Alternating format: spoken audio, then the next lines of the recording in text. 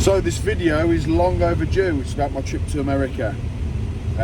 Obviously trained with Mr Olympia Frank Zane 3 times and Samir Banu, which is also Mr Olympia too. So let's talk about this trip because it was a crazy trip.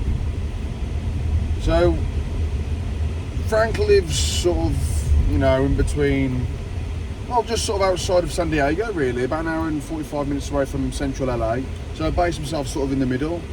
So after a 3.5 hour delay for my flight, I arrived at San Diego airport, you know, about 9:15 at night, and then about to pick up my rental vehicle, and my phone is on SOS mode for the entire trip. We'll get to that. So SOS mode, I'm asking about where my local, I think it was Avis car hire places, obviously in the airport. Anyway, so we land, I find the car rental place, job's good. So he said to me, okay, yeah, perfect, we can see your booking, Mr Barrows. Can you provide us with obviously identification, passport, confirmation number, and credit card, you know. So anyway, I said, I was assured on the phone that debit card was fine because I don't own a credit card. Then, no, Mr Barrows, we need a credit card because you won't be able to have the vehicle. So, a week prior to this, I had to cancel my previous reservation because they said that I needed a credit card, even though initially they said debit card would be fine. Booked another one. They said, yeah, debit card's fine. I phoned up again to make sure, and they said, no, debit card isn't fine, credit card is the only one. I phoned up again, and then I found a vehicle, and then they said a debit card would be absolutely fine. So I thought, no problem at all. Get to the place, I need a credit card. So here we are, 10 PM at night almost. My phone is on SOS mode, and I need to drive an hour to my accommodation. Bear in mind, I'm on like 50 grams of carbs all day. I've been travelling for like about 20 hours literally at this point. I've got to go to Heathrow as well. It's 11 hour 15 flight, so you're looking at nearly 20 hours at this point. So I asked the guy, I says, listen, you know, I need to travel, you know, is there any way we can sort of work this out? So he sends me to a local place around the corner. They charged me about $300 extra, which I'm actually still waiting for the refund for the vehicle that was like 250,000 miles nearly on the clock. My phone's on SOS mode, so bear in mind, how am I going to get to my accommodation when my phone's on SOS mode? I've got a car that obviously doesn't have a sat nav, and I'm at like 10 PM at night, you know, and I've just been charged extra on low carbs, you can imagine. So I said, I've got a sat nav I can use because obviously my Google Maps isn't working. So they went, yeah, we got a sat nav, and that'll be an extra $20. I thought at this point I just need to, you know, obviously get to my accommodation. You know, I just need to get home. So anyway, the sat nav is from 2011, maybe 2013, something like that. It was very old, and the battery's low. And the guy goes, oh, you know, it'll charge up. Just put in the cigarette charge. You know, so no problem. The cigarette charge's not working. So I get to my accommodation eventually after driving an hour on the wrong side of the road, bearing in mind. And get to the accommodation, wake up, and I'm going to meet Frank Zane. So I'm super excited. At this point, I'm thinking the battery's going to go. So halfway to Frank Zane's house, which is an hour away, the sat nav goes dead. So I'm in the middle of America. I've got an appointment with Frank Zane in like half an hour, 45 minutes, and we went about 10 minutes. So I don't know when it went, but long story short, the sat nav went. So luckily, I logged into my Wi-Fi in my Google Maps before I left, so that'd be almost like a backup if it did go. Because it was working obviously with the Wi-Fi in the hotel. So I'm about 10 minutes from his house, and I park up and I go to a was it a 4180 store, 51, something like, I can't remember. they're everywhere. But anyway, the guy there, proper gentleman, I said, have you got a charger for this? They went, we haven't. So I'm thinking, oh God, here we go. So he says, but I'll charge it in my car, charge that in my car, because the cigarette charger's not working in mine. I went, that'd be fantastic. I grabbed some food, about half an hour for meeting Frank or so. And then he comes out and he goes, oh, try this USB charger, I found one for you. And this is like, what customer must have like left it and just found, like he just found it, he said, have this. So you can imagine the panic, you know, at this point. But long story short, I have some food and I drive over to Frank Zane's house. So I'm at the address. I'm sort of like looking at his address and his house and thinking, oh, this must be where he lives. I'm thinking, you know, is it? I mean, at this point I thought I've got the address wrong or whatever. I can't phone him, bearing in mind, because my phone's an SOS. So I'm just outside this guy's house. It's a gated complex and there's no way of me even getting in contact with him, and literally there's no one around. I can't phone or anything like that.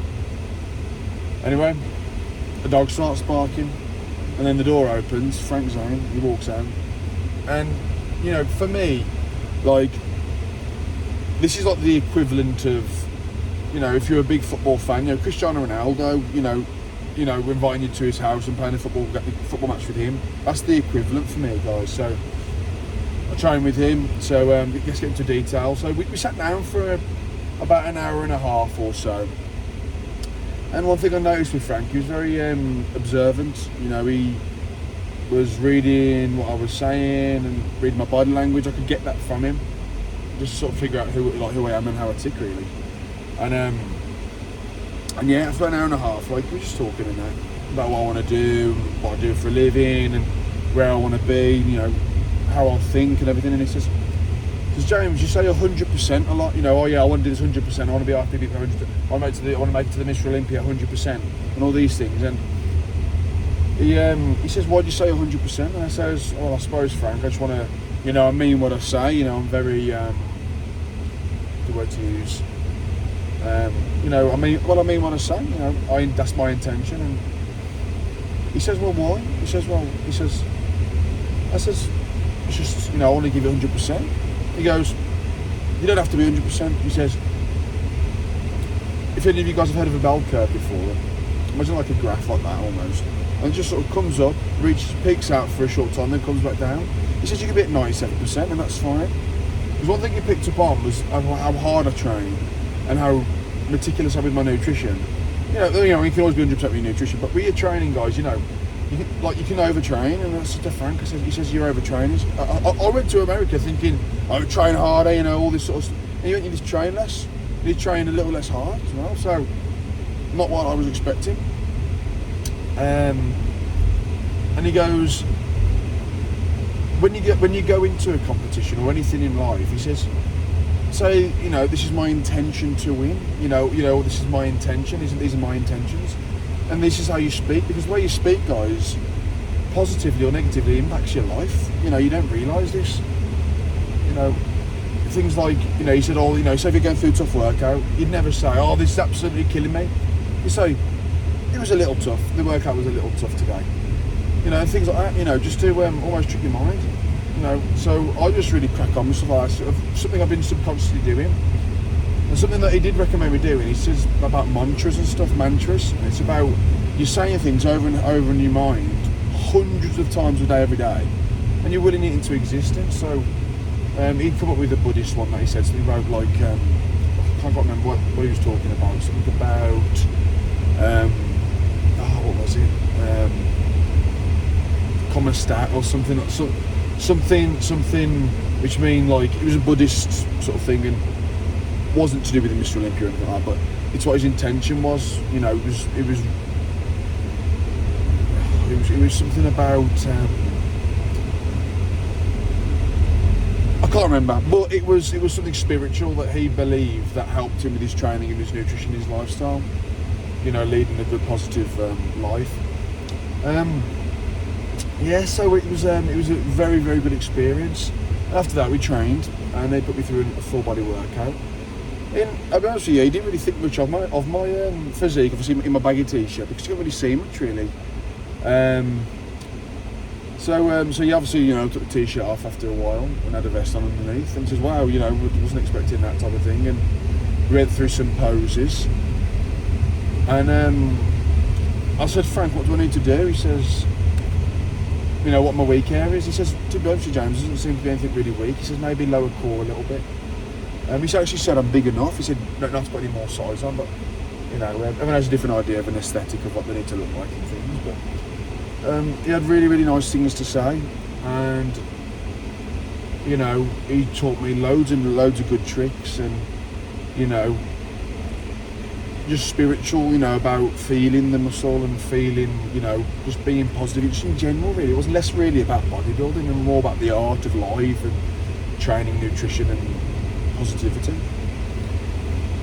So I got some good footage with him, and just an overall, in his home gym, fantastic. What a place. Saw his Sandow trophies, which is the Mr Olympia trophies, quite substantial, very rare, and they were, great to see. And we ended the session with a bit of it was like light therapy, where you put these glasses on and sort of like strobe lights, as you just to relax yourself. And I think he thought about a way of, not calming me down, but I'm a little intense with my training and meditation and everything, and told me just to slow down a little bit when it comes to it. Really, it's my thought process going to the day is that I'll have this meal at this time, miss this meal at that time, I'll train my client this time, I'll train that time for an hour and 15 minutes, I'll leave a 10-minute break, and everything's scheduled. He says, stop thinking about it so much. He says, think about it once and leave it and move on. And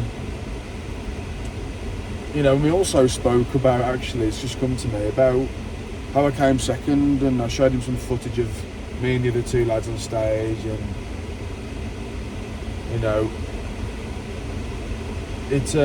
it happened to me, it happened to him, he said.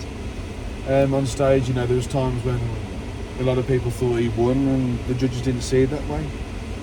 And I showed him the footage and he agreed with the conclusion, really. And he said about how to, sort of like go past that and go on and keep moving forward, because that's what it's about, really. Anyway, so at this point, I was holding off with eating any food because I wanted to make sure I was in good shape to see him.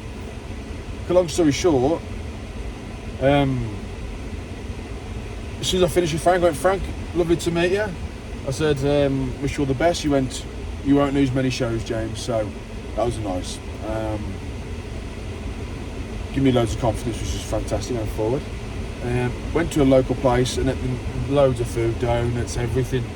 So at this point, I didn't know whether I was going to meet Samir Banu, which is a Mr Olympia, the next day. I'm not like, because my phone was on SOS, I could only get Wi-Fi from like hotels and like cafes and restaurants and stuff. So I should really mention that this USB port was working in my car, and luckily that was working so I could get around. But I didn't know the destination where I was going, so I did literally go to a cafe, find out the coordinates, type them in, because I like to use coordinates because the times have changed on roads and stuff in the last 12 years, 11 years at the point. Type in the coordinates, screenshot it on my phone, save it to my picture roll, my camera roll, and then I'd go to the destinations. So that day I ate pizza, burgers, went to San Diego Zoo, went to Santa Monica. I went to La Jolla Cove, which is like a big thing in San Diego, which is like a big, fantastic scenery by the coast. And I get a message from Samir Banu at this point. It's like 7 p.m. at night. I'm bloated to shit because I've been eating loads of stuff all day. I'm thinking, oh my God, Samir's messaged me. I'm meeting him at 10:30 tomorrow morning. Right, it's 2.5 hours away, so I'm like, oh my God. I'm looking in the mirror and I get back to the hotel at 8:30. I'm thinking, like, I am not looking that great. I am, like, bloated. My stomach's out here. So, 1,000 milligram of vitamin C to increase water output, increase urinary output, should I say. And so do that. 1 litre of water, go to bed, wake up in the middle of the night in like a pool of sweat because of this vitamin C and this water I've drank, and obviously all the shit that's inside my bloody body, trying to digest it. 1,000 milligram of vitamin C, water, keep drinking water, wake up, go for a wee, wake up about 6 o'clock in the morning, And I'm still bloated. I'm thinking, oh my God, I'm meeting Mr Olympia, my only chance to meet him, and I'm bloated and I'm, still full. And that's really unusual for me. I haven't eaten for like 8-9 hours and I'm still bloated, which is so unusual. So, 1,000 milligram vitamin C, keep drinking water. I'm driving to Samir Banu. Bear in mind, I don't even know where I'm meeting him. He just give me the coordinates, so I don't even know what gym or nothing. So, another litre of water. Drinking litres of water. Probably popped to another 1,000 milligram of vitamin C, increased urine output. I just, at this point, I wasn't weeing. It's always like a delayed reaction. And when you increase, obviously, vitamin C and water intake, you should wee, because, you just wee more. So cut long story short, I'm about half an hour away from Samir Banu, and I'm thinking, like, oh no, I need a wee. I get to the coordinates after driving around for 5-10 minutes trying to find a gym. We found out it was a Crunch Fitness, I found out it was a Crunch Fitness gym. I literally had no time to go into anywhere. I had to have a wee in the back of my car, right, on the car park, and I weed 3 500ml bottles of water, so 1.5 litres of water, which, those big jugs you can get, almost like the size of my head. It's almost one of them in one wee. Samir Banu said, oh, I'm a bit late, so I said no, absolutely fine. That was on Texas. I was at the Wi-Fi in the gym. Went to somewhere local, almost crashed the car. Luckily I didn't. Grabbed a bagel, and started training with Samir Banu. Just pops out, started training with him.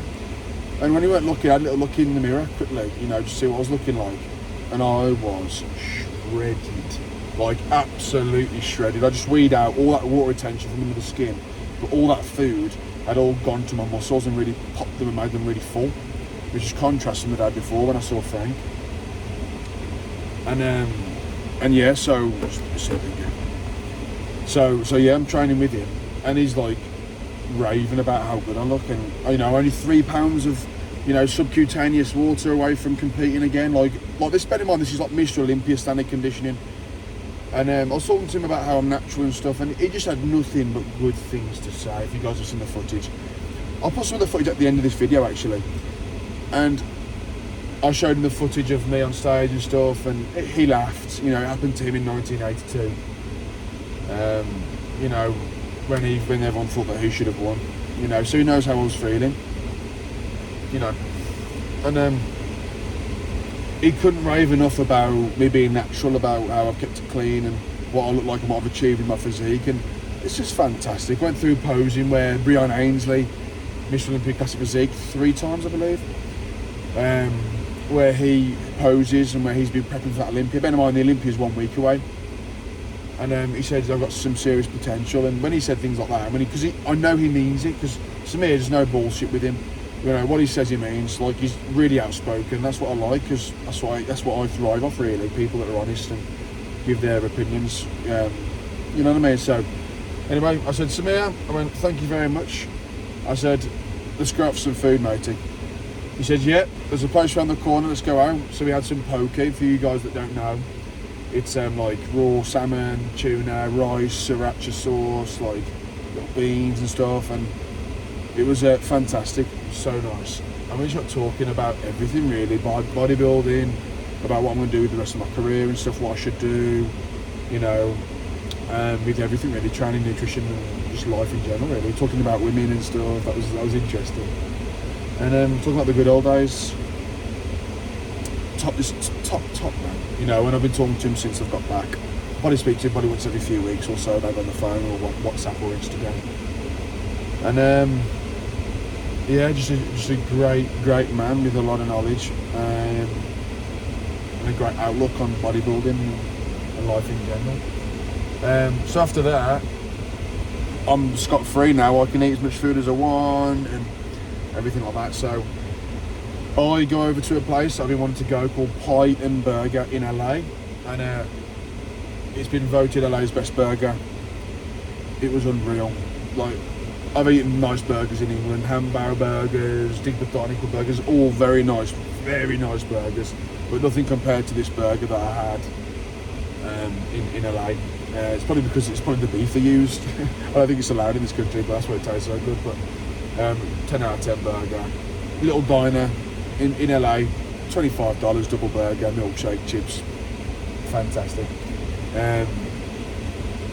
You know, I went to Gold Gym after. I went to Warner Bros. Studios.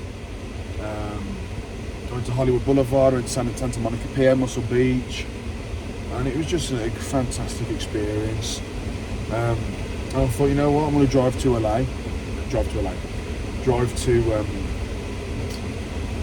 Las Vegas, which is a 5-hour drive also from where I was staying. So I drove to Las Vegas.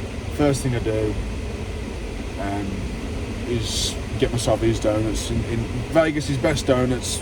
Vegas' best donuts, should I say. Fantastic, called donuts, something or other.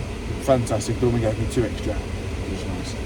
And training the Dragons Lair, saw Flex Lewis, saw all the Olympians, Nick Walker, Andrew Jatz, Sean Clarida. God, there's loads in there. I got a good chat with Flex Lewis about owning the gym and stuff, and that was cool. And yeah, unfortunately I had to come back, guys. But you know, I saw the Stratosphere, went on the high roller, and it was just a fantastic experience. You know, not one to be missed. I went to Powerhouse Gym as well, which was owned by Heidi Yashigami, I think it is, and his missus. I forget her name, but she's like a 9-time or 11-time Mr Olympia. And then drove back to San Diego, and it was 5 hours away, and then got a 11-hour 15 flight back home, and here we are now at the start of prep now. And yeah, it was just a fantastic experience, one I'll treasure forever. And at the end of the trip, I drove 1,400 miles in 6 days, and I was averaging 20,000 steps a day. It was tiring, but I wouldn't have changed any of it really. Maybe I would have stopped another couple of days to see the Mr Olympia, but you know, part of me wants to go back and compete in Mr Olympia and not actually just watch from the sidelines. So if you've managed to stay on for these last 22.5 minutes or so, thank you. That was my trip to America, and stay tuned for the next video.